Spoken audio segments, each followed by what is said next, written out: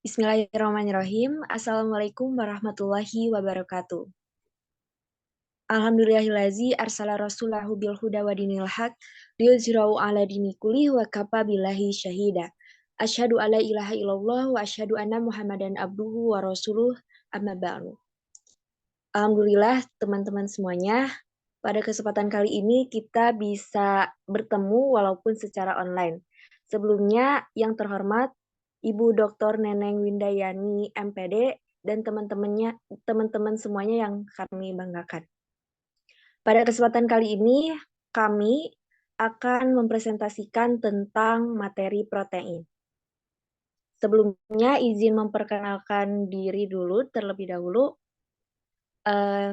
Yang pertama ada saya Aisyah Amelia Nur Jamil. Selanjutnya ada Dita Dwi Syaprina, Fadfad Fadila Muzafara, Kuntum Salsabila Khairunisa, dan yang terakhir ada Siti Nurhaliza.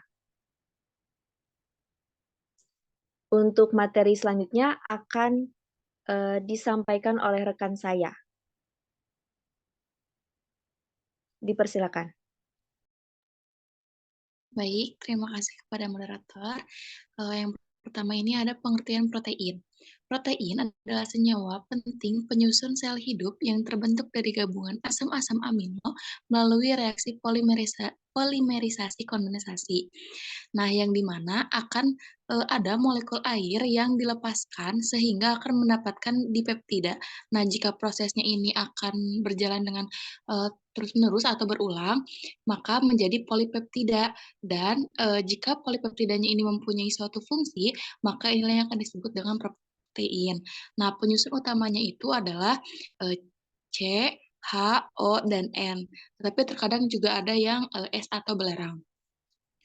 Nah, protein ini berfungsi sebagai pembangun, pengatur, pertahanan, dan sumber energi. Boleh next. Nah, selanjutnya ada sifat-sifat dari protein. Yang pertama ini memiliki kutub, yaitu kutub positif dan kutub negatif.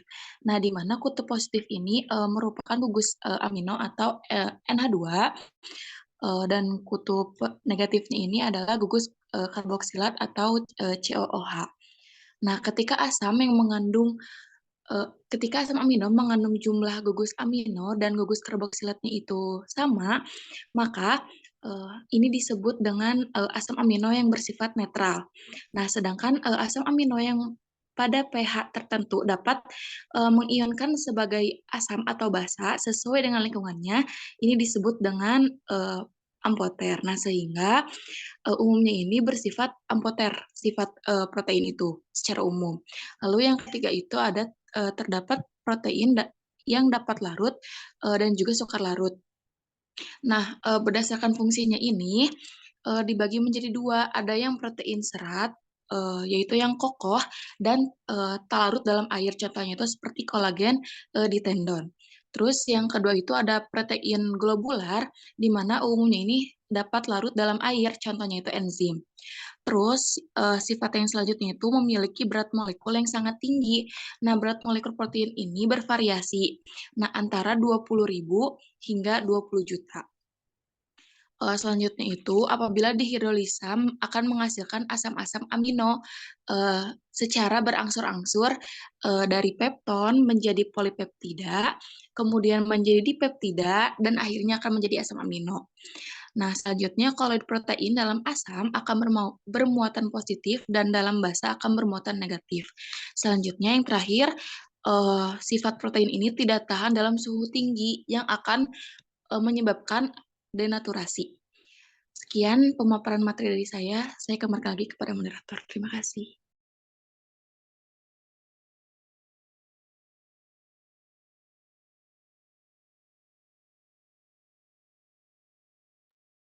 Baik, selanjutnya ada materi struktur protein. Boleh di next slide. Yang pertama itu ada struktur primer. Jadi struktur primer ini adalah urutan asam amino pada rantai protein yang dihasilkan dari pembentukan ikatan peptida antara asam amino lainnya di dalam rantai, sehingga rantai polipeptida semakin memanjang. Kemudian ikatan polipeptida ini merupakan reaksi dehidrasi sehingga menghasilkan atau mengeluarkan air. Nah, kemudian struktur primer juga memiliki dua gugus yang berbeda, yaitu di sini bisa dilihat ya di gambar, di sisi yang kiri itu ada gugus amina, yaitu NH2, dan yang ujung kanan itu ada gugus karboksil atau COOH. Boleh next slide. Yang kedua ada struktur sekunder. Struktur ini itu interaksi antar molekul asam amino yang ada di dalam struktur tersebut. Kemudian struktur ini itu hanya membentuk dari ikatan hidrogen di antara polipeptida backbone-nya. Hal ini menyebabkan suatu rantai protein berbentuk menjadi melingkar atau spiral atau alpha helix, gambarnya yang sebelah kiri. Kemudian berbentuk menyerupai lipatan atau kata lain beta sheet, gambarnya itu yang sebelah kanan. Nah, kemudian struktur protein ini terbentuk akibat ikatan hidrogen antara hidrogen amida dan oksigen karbonil sepanjang ikatan peptida dan dari protein tersebut. Nah, untuk yang kiri itu struktur alpha helix, strukturnya ini struktur sekunder rantai protein yang berbentuk spiral. Struktur ini distabilkan oleh ikatan hidrogen yang sejajar dengan sumbu helix di dalam backbone rantai tunggal polipeptida. Kemudian yang kanan itu ada gambar struktur beta sheet, yaitu strukturnya ini dengan rantai polipeptida yang saling berdekatan atau berbentuk lembaran. Disebut beta sheet ini karena ikatan hidrogen antara rantai peptida pada beta sheet menghasilkan struktur yang zigzag berulang. Next slide.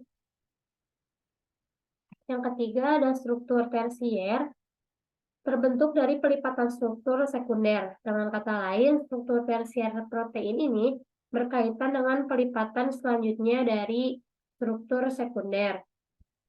Interaksi non-kovalen antara rantai samping residu asam amino dan ikatan kovalen bisulfida berperan untuk menentukan struktur tersier protein. Nah, pada struktur ini dapat membentuk ikatan hidrogen, ikatan disulfida, ikatan ionik, dan gaya van der Waals. Boleh next slide. Yang keempat ada struktur quaterner, yaitu gabungan beberapa protein yang mengandung dua atau lebih rantai polipeptida yang berbeda atau sama. Rantai polipeptida pada protein ini dinamakan subunit. Masing-masing subunit merupakan polipeptida yang terpisah. Nah, jadi kesimpulannya ini pada struktur protein yang pertama itu tadi ada primer ya. Jadi asam amino satu dengan yang lainnya melalui ikatan peptida. Kemudian yang struktur sekunder terbentuk dari ikatan hidrogen antara backbone satu dengan yang lainnya. Kemudian yang tersier itu terbentuk dari berbagai ikatan antara rantai samping. Dan yang terakhir terbentuk ketika ada beberapa polipeptida membentuk menjadi satu kesatuan. Sekian dari saya kembalikan kepada moderator. Terima kasih. Baik, untuk materi selanjutnya yaitu klasifikasi protein menurut fungsi. Yang pertama ada protein enzim.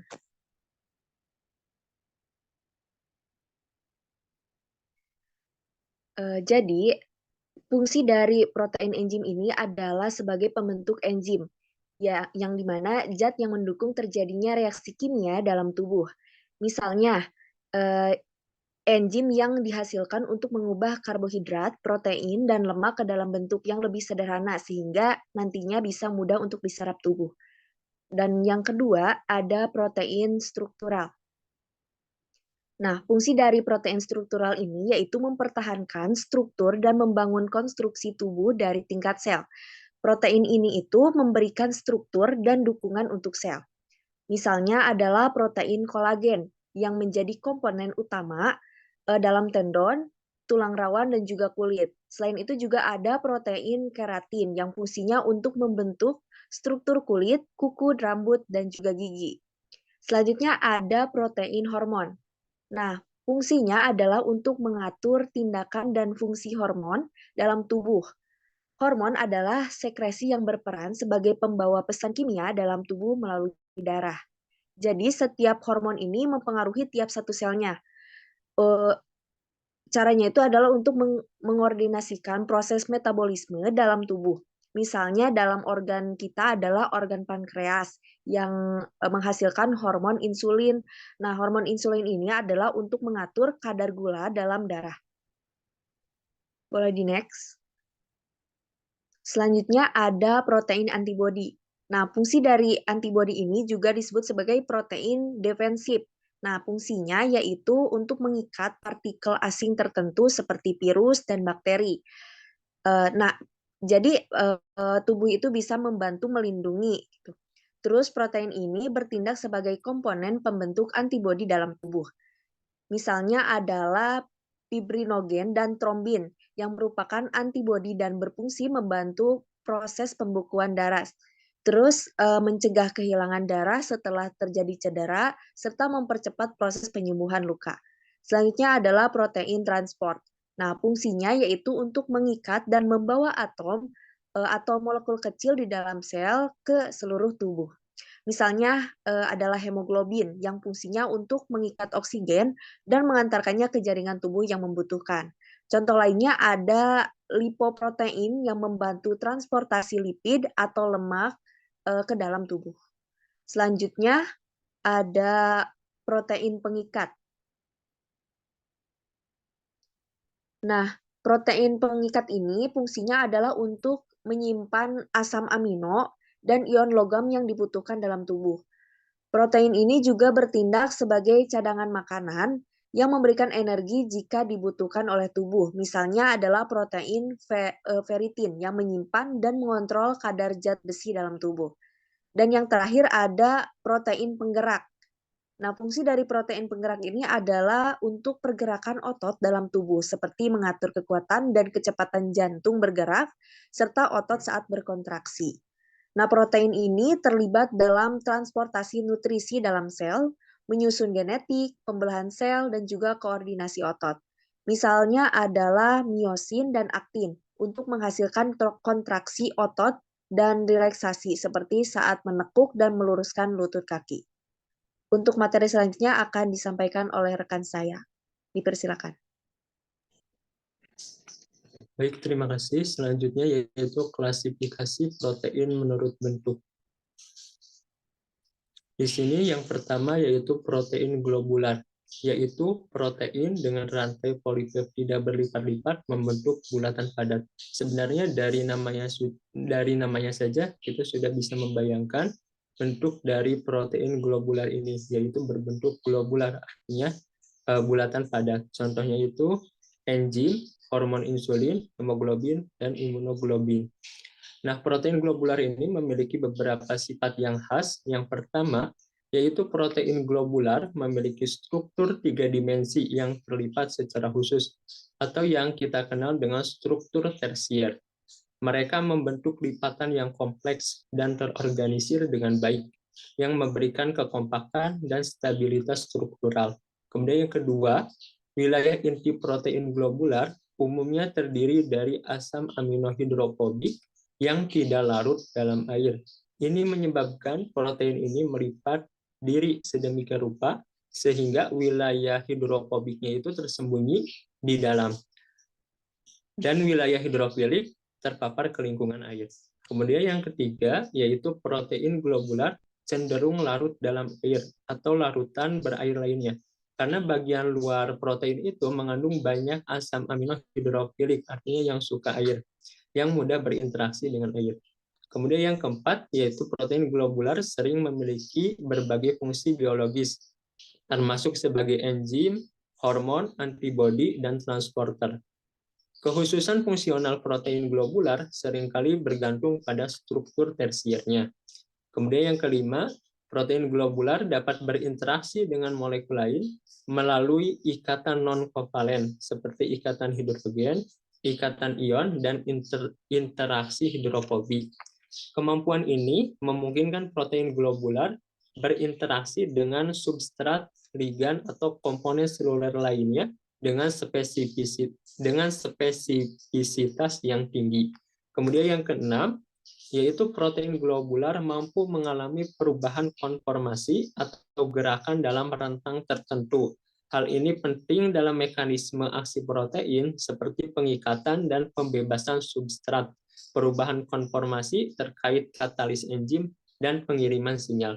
Kemudian sifat yang terakhir yaitu protein globular ini cenderung rentan terhadap denaturasi atau kehilangan struktur tersiernya yang terlibat akibat perubahan suhu, pH yang ekstrim, atau paparan bahan kimia tertentu. Denaturasi protein dapat mengakibatkan kehilangan fungsi biologis dari protein globular itu sendiri. Kemudian yang kedua yaitu protein serat atau disebut juga dengan protein fibrosa, yaitu protein dengan bentuk memanjang pada satu sumbu dan tidak berlipat. Contohnya yaitu protein struktural seperti rambut, bulu, dan kuku. Nah, protein serabut ini memiliki sifat-sifat khusus. Yang pertama yaitu protein fibrosa atau serat umumnya memiliki struktur sekunder yang dominan, yaitu berupa helix atau lembaran beta paralel atau antiparalel yang teratur. Contoh protein fibrosa yang memiliki struktur sekunder helix adalah keratin pada rambut, sedangkan contoh yang memiliki struktur sekunder lembaran beta adalah kolagen. Kemudian yang kedua, protein fibrosa cenderung memiliki kekuatan dan daya tahan yang tinggi.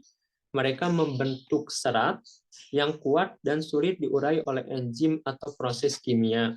Contoh protein fibrosa yang kuat adalah kolagen yang memberikan kekuatan pada kulit, tulang, dan tendon.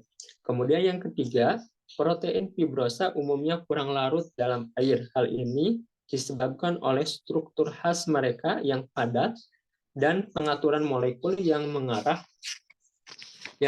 pada keterbatasan interaksi dengan air. Contohnya itu protein fibrosa yang kurang larut dalam air adalah keratin yang terdapat dalam struktur keras seperti kulit, kuku, dan bulu. Kemudian yang keempat, beberapa protein fibrosa atau serat memiliki sifat elastisitas yang penting dalam memberikan kekuatan dan fleksibilitas pada jaringan tubuh.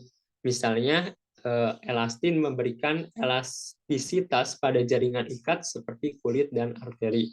Kemudian yang kelima, protein fibrosa umumnya berfungsi sebagai bahan penyusun struktural dalam tubuh. Mereka membentuk kerangka, serat, atau jaringan yang memberikan dukungan atau kekuatan pada organ dan jaringan tubuh. Contohnya itu protein fibrosa yang berfungsi struktural adalah kolagen, keratin, dan elastin. Kemudian yang keenam, protein fibrosa cenderung kurang reaktif terhadap perubahan kimia dibandingkan dengan protein globular. Mereka lebih stabil dan sulit terdenaturasi oleh suhu tinggi, perubahan pH, atau zat kimia. Ini memungkinkan protein fibrosa untuk mempertahankan fungsi struktural mereka dalam jangka waktu yang lama.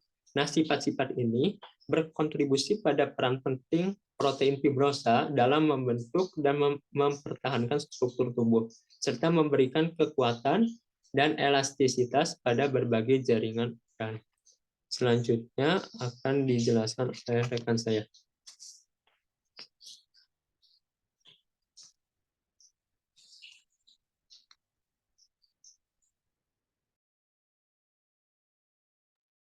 Baik, di sini kita akan lanjutkan materi protein. Di sini ada denaturasi protein. Nah,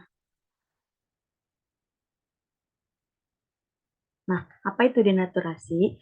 Denaturasi protein adalah fenomena transformasi struktur protein yang berlipat menjadi terbuka. Perubahan konformasi protein ini yang mempengaruhi sifat protein. Selama denaturasi, ikatan hidrogen dan ikatan hidrofobik dipecah sehingga terjadi peningkatan entropi atau peningkatan kerusakan molekul. Nah, penyebab terjadinya denaturasi ini ada dua, yaitu penyebab fisik dan penyebab kimia. Penyebab fisik yaitu ada pemanasan. Ketika larutan protein dipanaskan secara bertahap di atas suhu kritis, protein mengalami transisi dari keadaan asli ke terdenaturasi. Nah, mekanisme suhu menginduksi denaturasi protein cukup kompleks dan menyebabkan kestabilan interaksi non-kovalen di dalam protein. Kemudian yang kedua itu pengadukan. Pengadukan mekanik kecepatan tinggi seperti pengocokan, pengulenan, dan pembuihan menyebabkan protein terdenaturasi.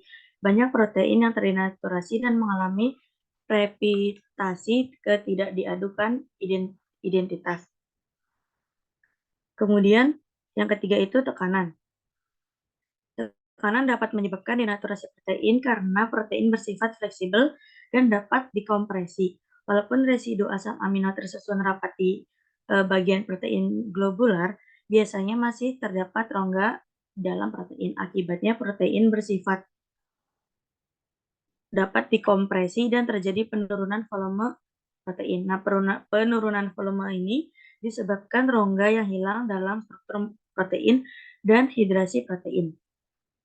Kemudian penyebab kedua itu secara kimia, yaitu ada pH. Nah, pH ini, denaturasi protein akibat pH ini kebanyakan bersifat reversible.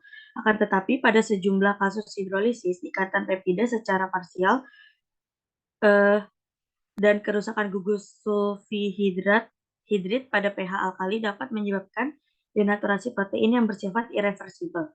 Kemudian yang kedua itu pelarut organik. Pelarut organik ini mempengaruhi stabilitas interaksi hidrofobik protein, ikatan hidrogen, dan interaksi elektrostatik. Rantai samping residu asam amino nonpolar lebih larut pada pelarut organik dibandingkan air. Pada konsentrasi tinggi, pelarut organik menyebabkan protein terdenaturasi karena efek pelarut rantai samping nonpolar. Kemudian yang kedua itu ada senyawa organik. Rusaknya ikatan hidrogen antar molekul air menjadikan air sebagai pelarut yang baik untuk residu nonpolar. Dampaknya adalah struktur protein terbuka dan terjadi pelarutan residu nonpolar dari bagian dalam molekul protein. Yang keempat itu deterjen. Deterjen seperti SDS merupakan pendenaturasi protein yang kuat. Deterjen ini terikat kuat pada protein yang terdenaturasi sehingga menyempurnakan denaturasinya. Akibat denaturasi protein menjadi bersifat irreversibel. Kemudian yang terakhir garam. Nah, garam ini mempengaruhi stabilitas struktur protein. Hal ini berkaitan dengan kemampuan garam untuk mengikat air secara kuat dan mengubah sifat hidrasi protein. Kemudian perubahan sifat protein yang terdenaturasi. Yang pertama ada sifat fisik. Nah, perubahan sifat fisik ini disebut perubahan yang kompak. Struktur asal dipecahkan ikatannya pada denaturasi protein yang disertai dengan penambahan kekentalan larutan. Protein yang termasuk globular protein biasanya dalam bentuk asal dapat mengkristal. Yang kedua itu ada sifat kimia. Nah, perubahan sifat kimia yang terbesar adalah pengurangan kelarutan protein tersebut seperti berkurangnya ikatan sulfhidrid yang pada protein terdenaturasi. Ikatan tersebut dapat bereaksi dengan hidrogen menjadi H+. Kemudian yang ketiga yaitu sifat biologi. Perubahan biologi ditandai oleh penambahan daya cerna oleh enzim proteolitik. Dalam hal ini karena struktur protein merupakan spiral dan spiral tersebut dihubungkan oleh jembatan S, maka dengan terjadinya denaturasi protein, spiral tersebut menjadi lemah. Apabila telah mengalami denaturasi irreversibel, maka struktur protein tersebut dapat merupakan suatu garis lurus yang disebut unfolding. Dalam hal ini, denaturasi akan mengakibatkan adanya perubahan yang dialami oleh protein terhadap sifatnya, yaitu daya larut berkurang, daya cerna bertambah, berkurangnya kelompok sulfhidrid, kehilangan enzim yang dimiliki apabila protein merupakan enzim, dan berkurangnya koefisien daya pencar. Kemudian pengaruh denaturasi protein terhadap makanan yaitu daya larut berkurang, daya cerna bertambah. Nah, bertambahnya kekentalan protein dan perubahan tekstur, warna, dan rasa. Saya kembalikan ke moderator. Baik, mungkin sekian materi dari kami. Untuk pertanyaan bisa langsung dipertanyakan via LMS. Kami mengucapkan terima kasih yang sebesar-besarnya. Kami tutup. Wabillahi taufiq wal hidayah. Wassalamualaikum warahmatullahi wabarakatuh.